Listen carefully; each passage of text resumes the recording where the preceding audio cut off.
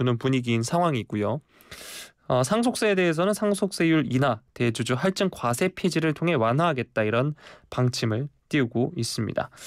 민주당은 정부 여당이 제기하는 세부담 완화론에 대해 세수 확충안을 내놓는 것이 먼저다라고 맞서고 있는 상황인 거고요.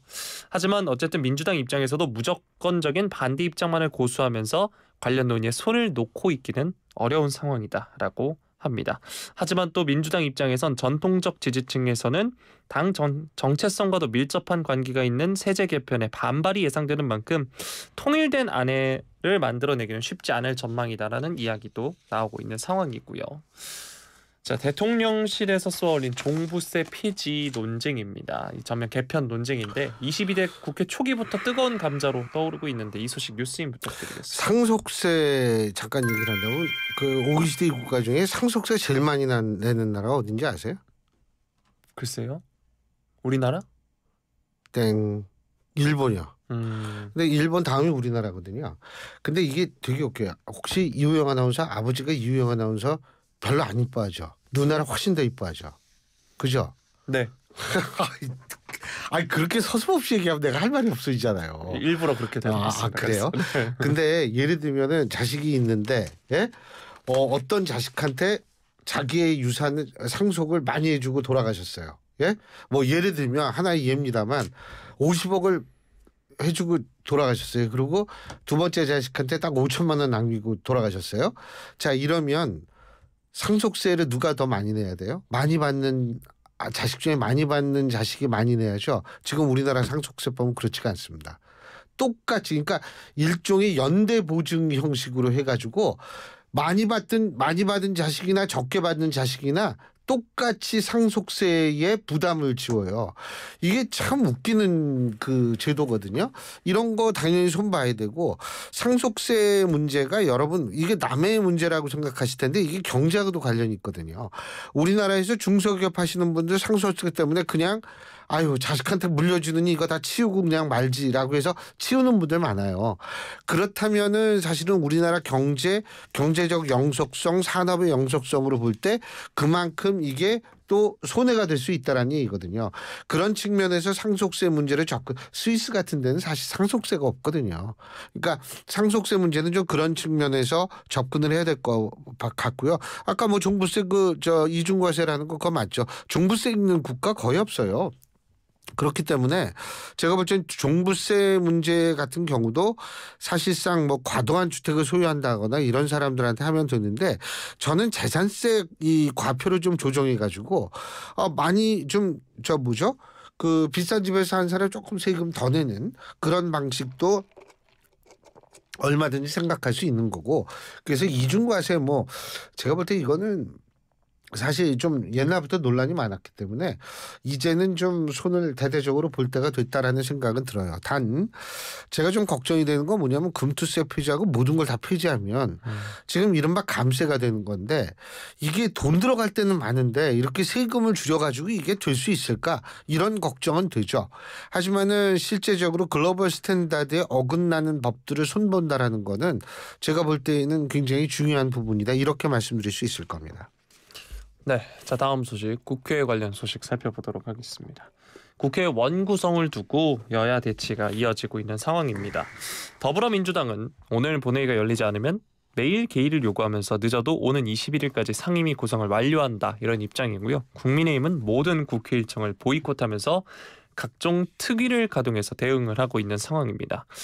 자, 우원식 의장이 지난 16일 그러니까 어제였죠. 여야 원내대표들과 접촉을 하면서 이 관련한 협상을 진행을 했습니다. 하지만 추경호 국민의힘 원내대표 최종적인 입장 표명을 하지 않은 것으로 지금 전해지고 있는데요.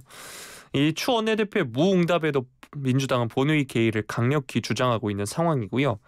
국민의힘이 추가 협상마저 거부한다면 우 의장은 본회의 개의 명분을 기준으로 결정을 내릴 수 있는 상황이다 이런 소식이 전해지고 있었습니다.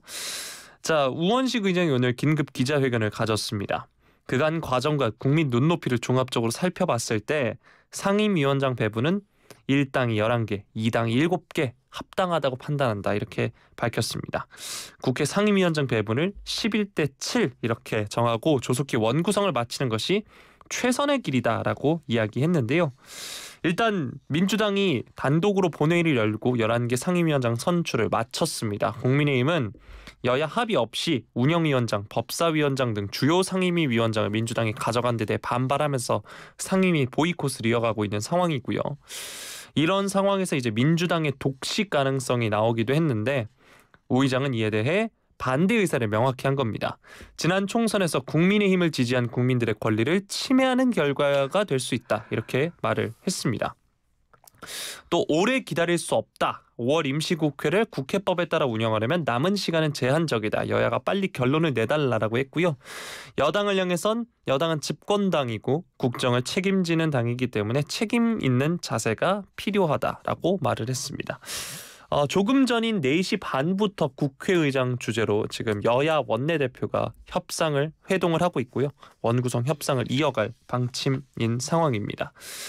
우원식 의장은 11대 7이라는 구체적인 상임위 배분 숫자를 제시를 하면서 여야 모두에게 합의를 촉구하고 있는 상황입니다. 이 합의 내용이 아직까지는 전해지고 있지 않은데요. 어떻게 전망하시나요? 글쎄요, 전 굉장히 당혹스러운데 우원식 의장이 원래 국회법 준수를 굉장히 강조했죠. 국회법대로라면 아마 6월 10일 날 상임위가 모두 구성이 돼야 되나 그럴 거예요.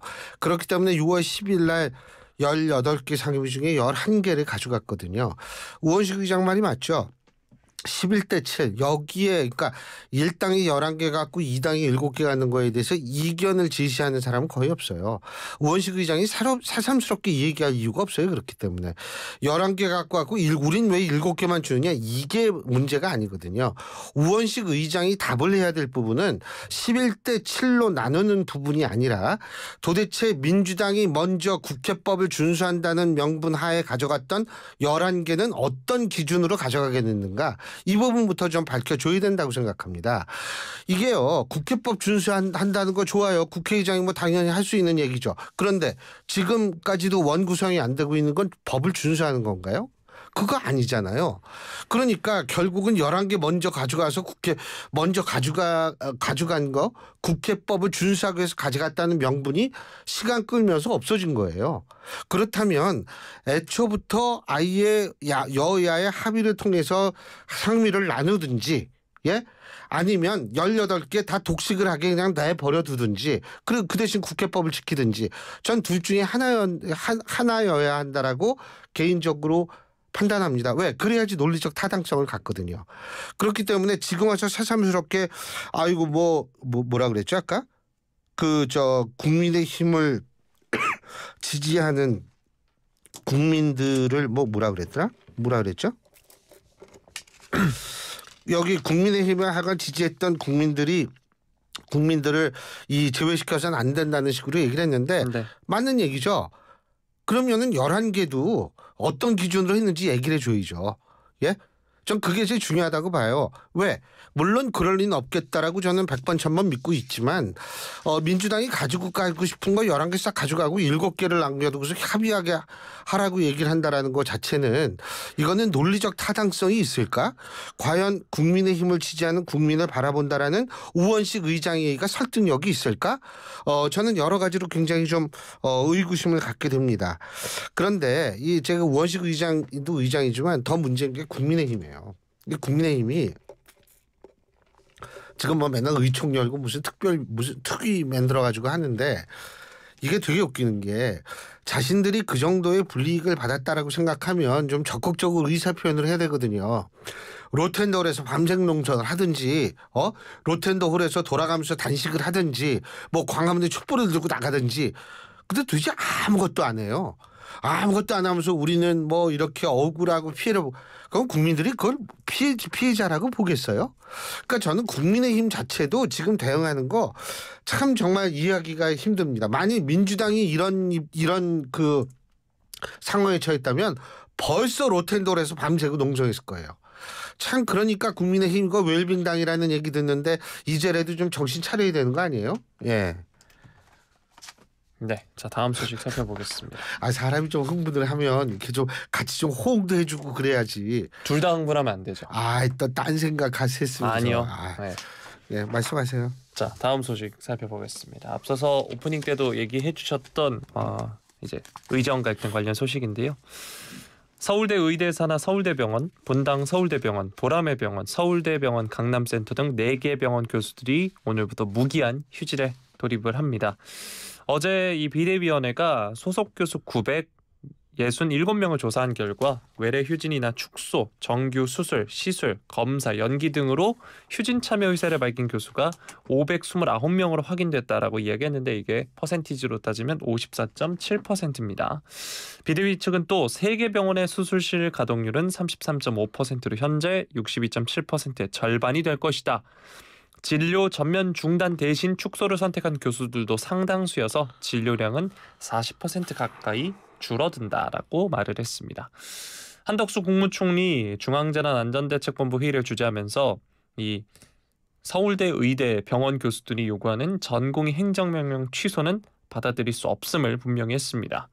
또 정부는 집단 휴진 장기화로 병원이 손해를 입은 경우 휴진 참여 교수에게 구상권 청구 검토를 요청하고 병원이 집단 휴진을 방치하면 건강보험 선지급 대상에서 제외하는 방안을 검토한다라고 말을 했습니다. 세브란스 병원들이 27일부터 무기한 휴진을 예고한 상황인데 삼성 서울병원 등에서도 무기한 휴진 논의가 시작되자 확산 차단에 나서고 있는 상황입니다. 자, 이런 가운데 보건복지부는 집단 휴진 기간 중 문 여는 병의원 정보와 비대면 진료가 가능한 의료기관의 정보를 제공한다고 하는데요. 복지부에 따르면 이 동네 문 여는 병의원은 전화를 이용할 때는 보건복지 콜센터 129번 혹은 119도 되고요. 국민건강보험공단에 전화하시거나 건강보험심사평가원 콜센터를 통해 확인하실 수 있다고 합니다. 인터넷이나 앱으로 확인을 하시는 경우엔 응급의료 포털 홈페이지에 접속을 한 뒤에 시도, 시군구, 동 이런 거 선택하시고 의료기관, 진료 과목, 진료일 선택 후 검색이 가능하다고 합니다. 또 보건복지부 홈페이지나 또 건강보험 심사평가원 홈페이지에서도 확인하실 수 있다고 하니까요. 확인해 보시면 될 것 같고 복지부는 일단 지난 2월 23일부터 병의원을 포함한 모든 종별 의료기관의 비대면 진료를 허용하고 있는 상황입니다. 지난 4월 3일부터는 보건소, 보건지소에서도 비대면 진료를 받을 수 있게 허용을 했고요. 집단 휴진 기간에도 응급실은 이용할 수 있다라고 합니다. 이 부분도 안내를 해드리고요. 자, 오늘부터 무기한 진료 휴진에 들어가는 의대 교수들인 서울대 의대 교수들입니다. 의정 갈등 소식 늘 다뤄드리고 있지만 마땅한 출구 전략은 보이지 않아서 답답한 상황이고요. 참 언제부터 이랬는지 이제 기억도 좀 안 나려고 하는데 현 상황 어떻게 보시나요? 저는 여기서 뭐 의대 그 교수라는 사람들 그리고 의사들이 뭐 주장하는 것이 옳다 그르다를 판단하지 않겠습니다. 단지 제가 여기서 말씀드리고 싶은 것은 뭐냐면 의사들이 아무리 자신들이 주장하더라도 우리 국민들은 이미 누가 옳고 누가 그른지에 대한 개인적 판단 기준을 대부분 가지고 있다라는 점을 저는 말씀드리고 싶어요. 그런데요, 우리 의사분들이 헷갈리시면 안 돼요. 뭐를 헷갈리시면 안 되냐 하면 그런 국민들을 나름대로 계몽을 통해서 우리의 얘기를 먹히도록 할 수 있겠다라는 자신감을 갖고 계시다면 그것은 큰 오해고 잘못된 판단이라는 말씀을 드리고 싶습니다. 물론 본인들이 옳다고 생각하겠죠. 본인들이 옳다고 생각하는데 중요한 건 국민들은 그렇게 생각하지 않는 국민들이 훨씬 더 많다는 거예요. 그렇다면 과연 이 일반 국민들을 자신들의 주장이 옳다는 식으로 해서 자신들을 찬성하도록 만들 수 있을까요? 제가 볼 때 그거는 불가능합니다. 우리 국민들의 민도가 이미 상당히 높은 수준이고요. 두 번째로는 계속 소위 말하는 의학 분업부터 우리가 의사들과의 갈등을 겪어왔잖아요. 그렇기 때문에 제가 볼 때는 그다지 큰 설득력을 갖기는 힘들다. 그리고 참고로 물론 이제 공부 잘하시고 그래서 의대 가셔가지고 굉장히 똑똑하시겠지만 우리 같은 사회과학 공부하는 사람 딱 한마디 할 수 있는 건 뭐냐면 정치는 설명하는 순간 정치가 사라진다는 점입니다. 그러니까 이거 설명하려고 계몽하려고 생각하시면 안 돼요. 자, 제가 이 말씀 드리는 이유는 뭐냐면 의사들과 환자 사이에 있어서의 가장 필요한 두 가지가 저는 신뢰와 그리고 존중이라고 생각해요. 그런데 지금 의사들이 주장하는 것에 상당수의 국민들이 동의하지 않는다라고 가정하면 그렇다면 필요해서 할 수 없어서 의사들한테 가지만 의사들을 신뢰하거나 존중하는 마음은 없어질 가능성이 굉장히 높아요. 그럼 이렇게 되면 누가 손해일까요? 의사들이 손해입니다. 지금 의협에서 맨날 얘기하는 게 그거 아니에요? 그 자신들한테 뭐 소송당하고 이런 얘기 맨날 하잖아요. 의사들이. 맞아요. 앞으로 더 많아질 거예요. 신뢰와 존중이 사라진 상태에서는 의사들은 더 많은 이 소위 말하는 소송과 이런 거에 시달릴 가능성이 굉장히 높습니다. 근데 제가 볼 때에는 이미 좀 그런 조짐이 보이는데 그러한 상황을 과연 어떻게 해석할지 제가 항상 말씀드리지만 사람은 결국은 현명함에 의해서 인생의 승패가 갈린다고 봐요. 우리 지금 사회에서 누가 현명한지 한 번쯤 생각해 보시기 바라겠습니다. 네, 마지막 소식입니다. 김포 골드라인 지옥철 관련 소식인데요. 출근 시간대 이 김포 골드라인이 정말 이야기가 많이 나옵니다. 20대 여성이 오늘 오전 7시 48분에 김포공항역 승강장에서 쓰러졌는데요. 열차 안에서 어지럼증 등을 느껴서 이 역에서 내려서 도움을 요청한 것으로 지금 파악이 되고 있습니다. 김포 골드라인 측은 응급구조사를 투입해서 5분간 응급구조사의 조치를 받고 A씨 정상호흡을 되찾았다라고 하는데요. 이게 또 정부가 지난 4월 출퇴근길 수도권 도시철도의 혼잡도를 완화하기 국비를 지원한 바도 있습니다. 이 김포시 도시철도 역시 2026년 말까지 증차하는 것을 목표로 3년 동안 국비를 지원받는다라고도 하는데요. 이 김포 골드라인 출퇴근길 불편 이야기 어제 오늘 이야기는 아닙니다. 지난해에도 이제 김포 시민 중에 한 사람이 혼절하는 사태가 발생한 바도 있고요. 저도 주변에 최근에 이제 결혼하는 신혼부부들이 좀 김포 쪽으로 많이 갑니다. 그래서 이제 이 김포 골드라인에 대한 악명이라고 하긴 좀 죄송하긴 하지만 이 이야기를 많이 들었는데 이 관련해서 뉴스임 부탁드리겠습니다. 아니 뭐 저 김포 서울시켜준다 그러지 않았어요? 국민의힘 쪽에서 그런 그렇죠. 이야기를 했었죠. 그거 어떻게 된 거예요 지금? 쑥 들어갔어요? 네. 예? 아니 근데 그때도 내가 이 얘기 꺼낸 이유가 그때도 뭐냐면 서울로 편입되는 것보다 더 시급한 것이 뭐냐면 지하철의 연장이다 이런 얘기 나왔거든요. 그러니까 이 부분 그 지하철 뭐가 골드라인 뭐 그걸 하기 위해서 뭐 그 뭐죠 골드라인하고 똑같은 노선에 노선버스 만들고 뭐 그런다 그랬잖아요. 그 노선버스들을 많이 이용을 안 하는데 그 이유가 있단 말이에요. 그렇다면 이 부분에 대해서 시급하게 어쨌든 개선을 하지 않으면 이러다가 더 큰 불상사 일어나면 어떡하려고 그래요. 예? 그리고 이 정치권의 문제가 뭐냐면 말만 꺼내놓고서 그냥 뭐 좀 지나면 후지부지 돼가지고 뭐 언제 그랬냐는 식으로 넘어가는데 제발 좀 이것도 신뢰에 관한 문제예요. 예? 의사하고 환자도 신뢰지만 정치인들과 가뜩이나 이 국민들 간에 신뢰가 없는데 더 신뢰 빠지는 일 좀 그만하고 제가 볼 때 일단 당장 할 수 있는 일부터 했으면 좋겠는데 그 할 수 있는 일이 뭐냐 지하철 연장도 시간이 좀 걸리니까 예를 들면 운행 횟수라든지 이러한 것들에 대한 심각한 논의를 다시 시작했으면 좋겠다는 생각입니다. 자 오늘 여기까지 하죠. 수고하셨습니다. 고맙습니다. 예, 지금까지 이우영 아나운서였습니다. 대한민국